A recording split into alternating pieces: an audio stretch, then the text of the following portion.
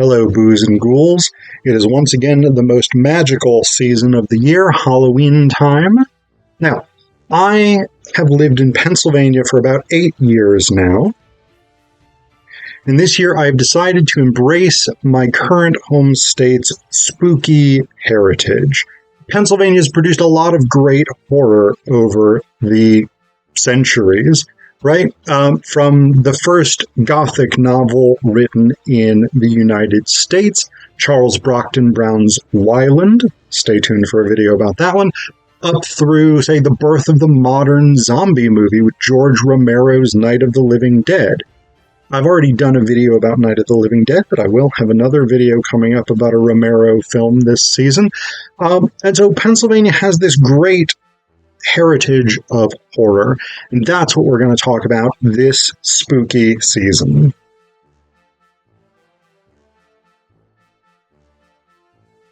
In this video, we're going to talk about Charles Brockton Brown's novel, Wieland. Now, I would pronounce this Wieland, but everybody else that I've heard on the internet, people talking critically about it, audiobook versions of it, people pronounce it Wieland, so we're going to go with that. If I slip up and say Wieland, it's because that's the way I've been thinking about this novel basically the entire time that I've been reading it. So, Charles Brockton Brown has been considered America's first important writer, or first great writer. Wieland has been considered the first American Gothic novel. I say has been considered because these are contested things. For a while, these perspectives seemed to be the default among literary critics. Then it seems like Brown's literary reputation declined, and then it seems like he's been sort of revived. That's the gist that I'm getting from Caleb Crane's introduction in this edition through the Modern Library Classics. Cool. Yeah, I have no problem with any of that as a sort of general broad storyline for Brown or for Wieland. It's definitely a Gothic novel, and I will talk about some of the elements that very clearly situate it as a Gothic novel, but it's also very much not a European Gothic novel. So the Gothic genre really became popular in England and Germany in particular, but there are examples of it elsewhere in Europe. And it tends to revolve around certain sets of themes, ideas, motifs, etc. Many of those having to do with the power structures that have traditionally shaped European culture, really from the Middle Ages up through the period of the Gothic, the heyday of the Gothic, which was the sort of late 18th century into the 19th and early 20th century. And the Gothic obviously undergoes transformations during these times, but central sort of things are often it is aristocrats or religious leaders, priests, monks. Matthew Lewis's famous Gothic novel, The Monk, was one of the earliest examples of the genre to really become very famous and successful. And is often set in places like castles or decaying abbeys. And as we get into Victorian Gothic, the city of London itself. But in the U.S., these places, in the American colonies and then the U.S., because Brown was born in, I don't remember off the top of my head, 1771. So he was born prior to American independence, but he really he comes of age and he becomes a great successful writer across genres during the early Republic. And so the American colonies and then the United States didn't have this kind of infrastructure, right? Like we didn't have castles, we didn't have grand abbeys or cathedrals or nunneries or whatever it is that could have fallen into ruin after the dissolution of the monasteries, etc., etc. And so in American literature, as well as actually Canadian literature, and the literary critic Northrop Frye talks about this, he calls it garrison mentality. A lot of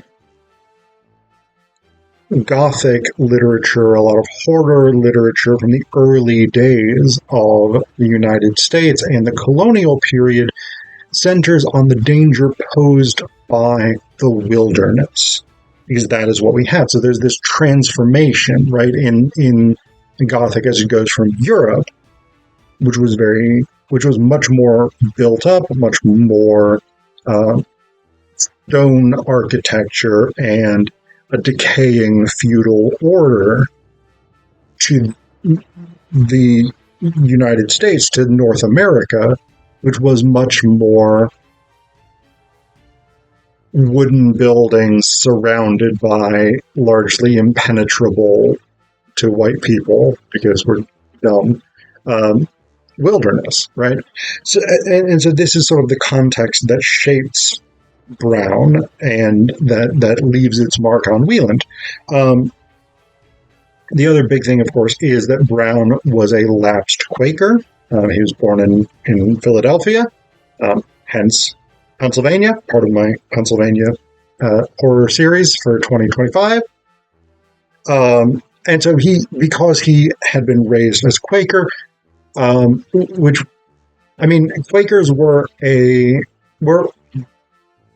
more common in colonial Pennsylvania than they were in most other places, but Quakerism had a long history of being oppressed by dominant religions, particularly Anglicanism in England, in the United Kingdom. And Quakers were often distrusted, oppressed, disenfranchised in some of the colonies, like Massachusetts Bay Colony, for instance, which was very much run by the Puritan fathers, who viewed the Quakers as heretics. But Quakers often held very, very strong religious convictions, and so this shaped Brown. And that shows up as well in Wieland. Okay, so what's the story? Basically, this is it's often sort of referred to as an epistolary novel, but I'm not sure I 100% agree with that. It is framed as being sort of written directly to a specific person, which is characteristic of the epistolary novel, but it doesn't seem like it's letters as such. This does seem like it's memoirs, and I am writing this as my sort of confession of my life story seems to be more of a generic trope of the late 19th century.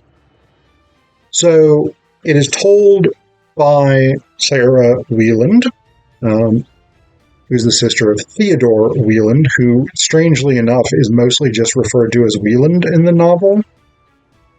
So, I have a sister, and if she ever writes the story of how I went into a mad, hallucinogenic religious frenzy and murdered my family and closest friends and attempted to murder her, I suspect that Molly would just refer to me as Phillip, rather than calling me Zapkin the whole time, because it's weird.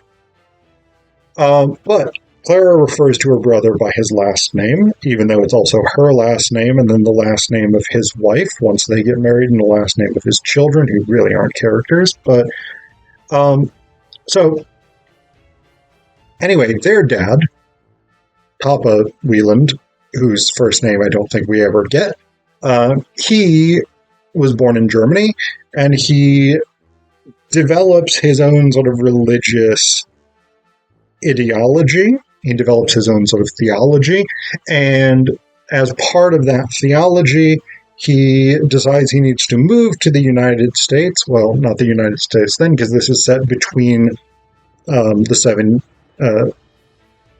Years' War, or in the U.S. we call it the French and Indian War, and the War of Independence. So he moves to the American colonies, and he believes that he is divinely inspired to go and convert the indigenous people, which is, of course, problematic in itself, but it was the late 18th century, and people didn't find it problematic then, because they were a bunch of colonialist fucks. But he doesn't do this, right? Papa Wieland is just like, well, I've built myself a nice little house.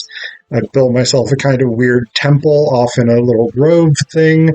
I feel real bad that I'm not out brutally colonizing the natives and presumably forcing their conversion under the threat of death. But them's the breaks. Then one day he's like, now I'm sad about all that. And it's not entirely clear what happens. Either he spontaneously combusts, which, I mean, that's pretty punk rock if he did that, or he is sort of destroyed by a fireball from heaven or something. Like, he's in his temple thing by himself. He somehow is engulfed in flames, and he dies, and how did it happen? We don't know, because we just fucking move right on. But that is sort of an important precursor, because the Wieland kids grow up, Theodore and Clara, and they become really smart. They become very educated. They have these sort of classical interests in classical literature, Greek and Roman. They are multilingual. They're interested in philosophy. They speak multiple languages, it seems, including Greek and Latin and German and possibly Italian and whatever it is. So they're really, really smart. They have these like super deep conversations within their circle, right? So there's the two of them. Theodore inherits the dad's house, the main house, right? I actually don't know that we ever find out what happens to their mom. Their mom just disappears, I think. I feel like she just is gone, and there's no real discussion of where she's gone to or what's become of her, but I don't remember that for sure. And it's not that important. She doesn't matter in the novel, which is in itself maybe a bad sign in terms of the family dynamics being developed here. Theodore inherits the main house. Clara gets this like sub house, right? This little like cottage thing sort of off by itself. And so she lives on her own there with just her maid. Theodore marries her best friend, Catherine, I think, if I remember. For some reason, it's one of those things where as soon as I said Catherine, it felt wrong, but I'm pretty sure it's right.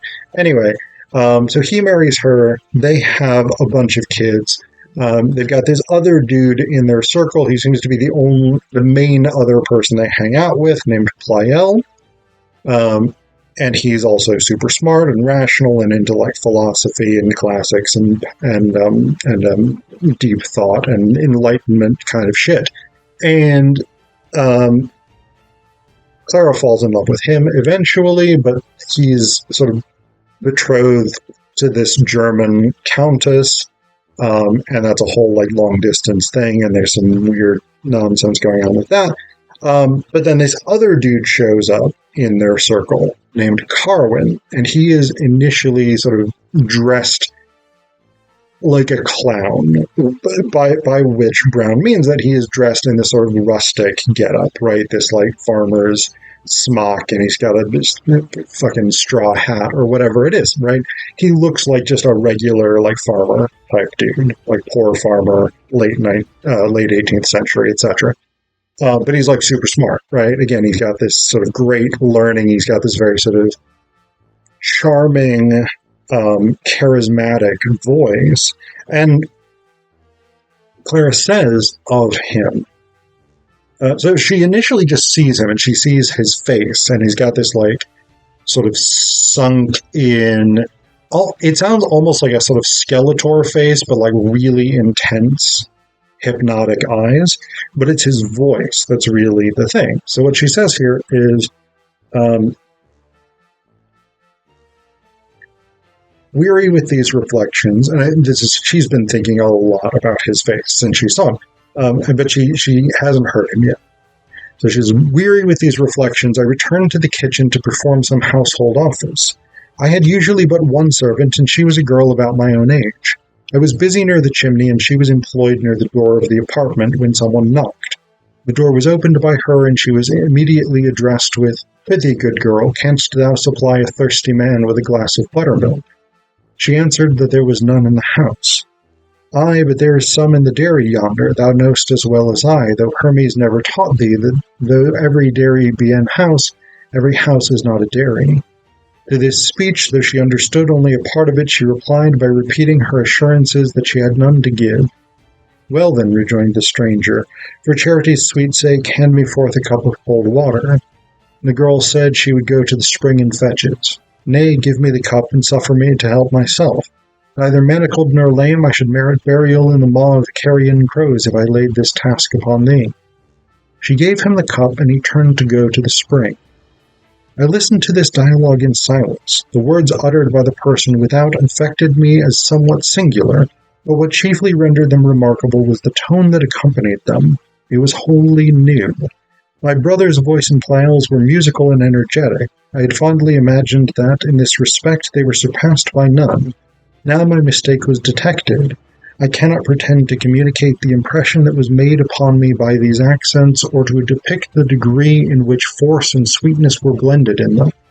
They were articulated with a distinctness that was unexampled in my experience, but that was not all. The voice was not only mellifluent and clear, but the emphasis was so just and the modulation so impassioned that it seemed as if an heart of stone could not fail to be moved by it. It imparted to me an emotion altogether involuntary and uncontrollable. When he uttered the words, "For charity's sweet sake," I dropped the cloth that I held in my hand, my heart overflowed with sympathy, and my eyes with unbidden tears.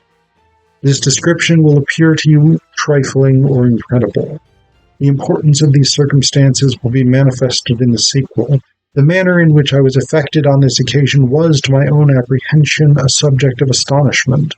The tones were indeed such as I had never heard before, but that they should in an instant, as it were, dissolve me in tears, will not easily be believed by others, and can scarcely be comprehended by myself.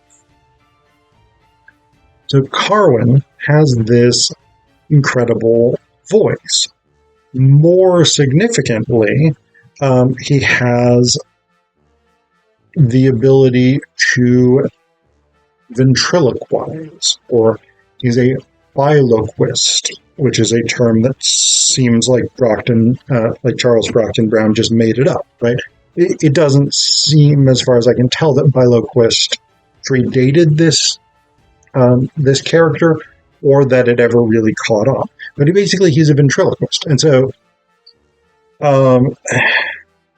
in the latter portion of the novel, there's this long, fucking, boring-ass bit where Carwin basically just talks uninterrupted for about 3 chapters, because it's the late 18th century, and that's how people write, and it's, in my view, very boring. But he goes through this long explanation of, like, here is how I discovered that I can ventriloquize, and here is some general sort of reflections on how I chose to use this gift irresponsibly, and then I got in trouble, and I decided I wasn't going to do it, and it was just bad, and here was my thought process, and here's the logic of every fucking step that I ever took in my life. It's like, come on, champ, cut to the point here. The point being that Carwin used his powers as a ventriloquist to basically mess with Clara and Pleyel and Theodore Wieland.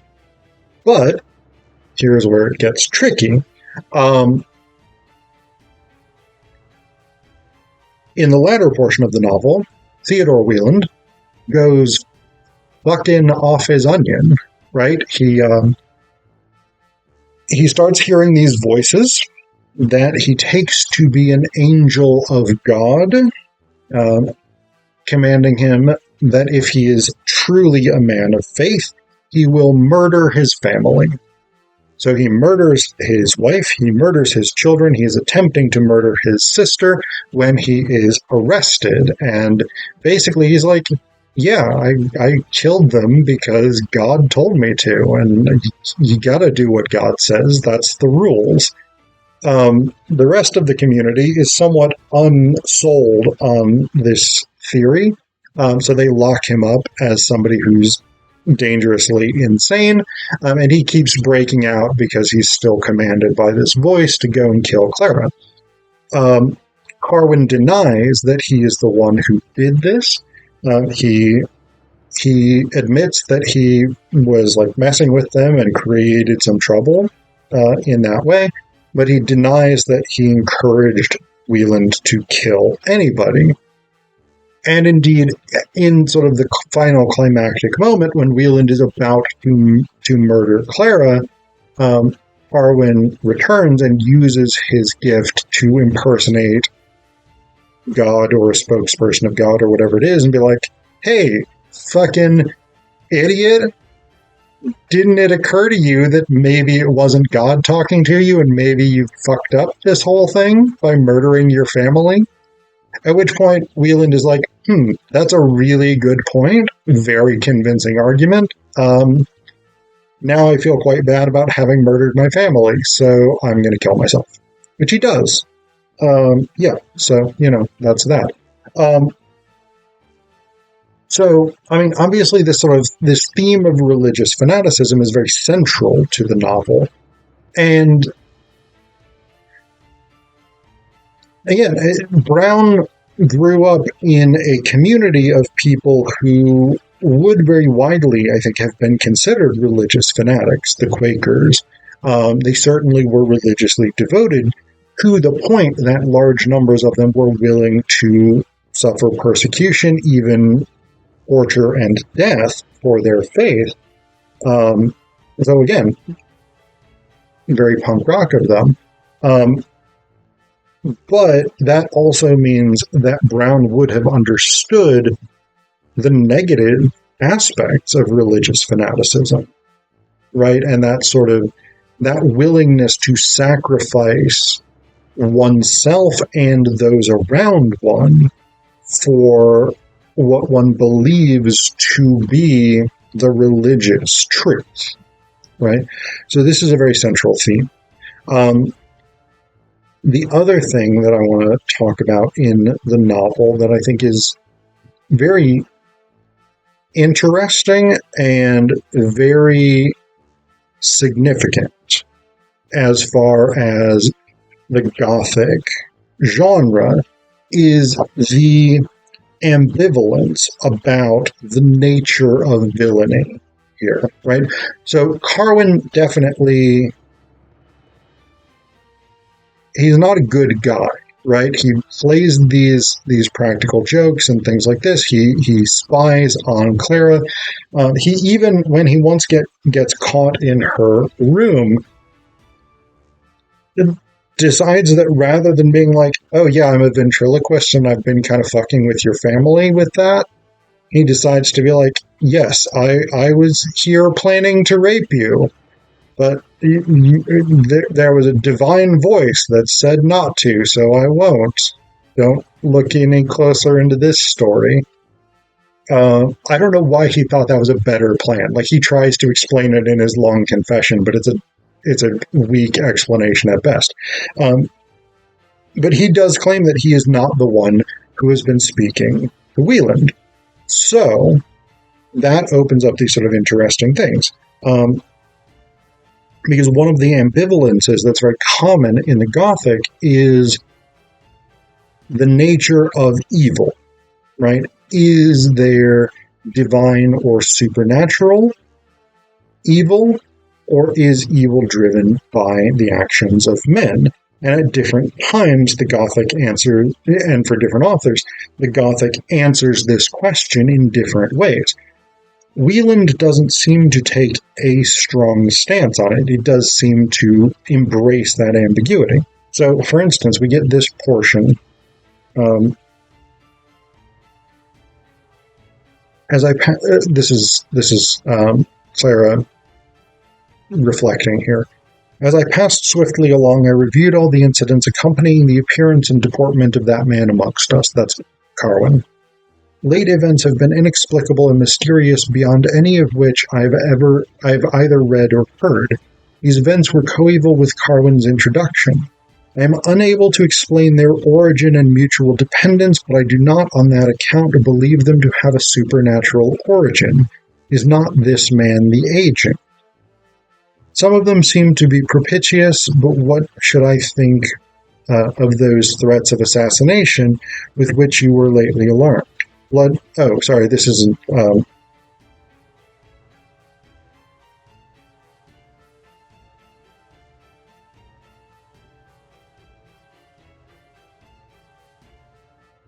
this is somebody else sort of responding to Clara's concerns, right?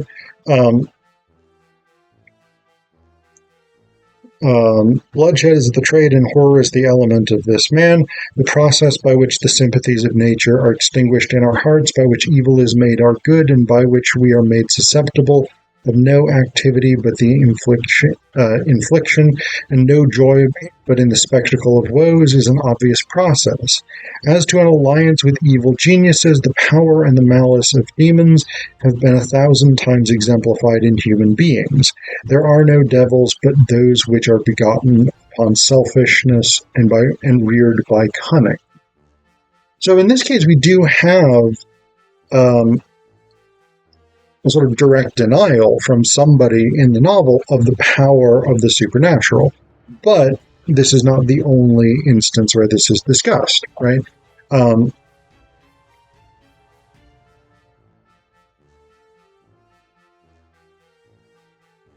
Clara, later in the novel, in trying to sort of figure out what's going on and whether or not there are supernatural agents, or this is just Carwin being a tricky fuck, thinks further about this, extendedly so. But one of the things she says is that we are scarcely justified in totally rejecting the possibility that men may obtain supernatural aid. The dreams of superstition are worthy of contempt. Witchcraft, its instruments and miracles, the compact ratified by a bloody signature, the apparatus of sulphurous smells and thundering explosions are monstrous and chimerical.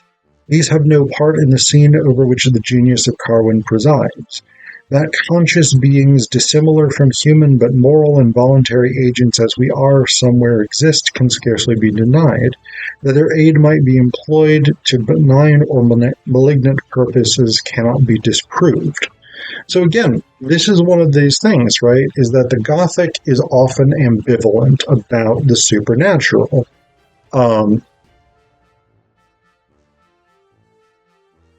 And part of that is because that is more horrific, right?